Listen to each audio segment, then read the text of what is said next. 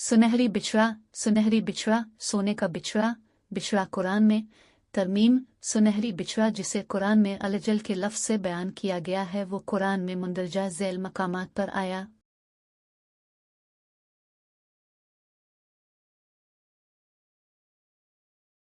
अलजल बिछड़ा, गाय का बच्चा, गोसाला।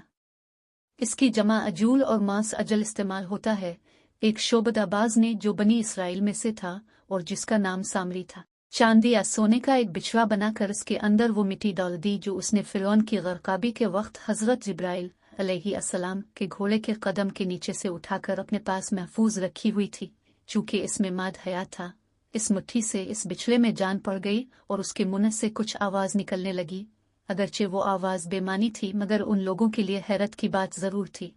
चूंकि बनी इसराइल के लोग अहल मिस्र को गाय की पूजा करते हुए देख चुके थे, इसलिए इबादत के इस तरीके से वो पहले से ही आशना थे और वो हजरत मूसा अलैहिस्सलाम से बिछड़े की शक्ल के बुत भी मांग चुके थे। फिर फिरौन के गर्क होने के बाद शाम की तरफ जाते हुए उनका गुजर कौम अमालिका पर हुआ जो गाय की शक्ल के बुत पूजते थे। इसलिए उन्होंने सामरी के बहकाने पर बिछड़े की पूजा में जल्दीबाजी की। चंद लोगों के सवा तमाम इसराइली इस बिछड़े की पूजा करने लगे गए। बिछड़ा तौरात में मिस्र में गाय की प्रस्तिश का रिवाज था, इसलिए मर्ज बनी इसराइल में भी पैदा हो गया था। बिछड़े की प्रस्तिश का वाकया तौरात में मज़कूर है।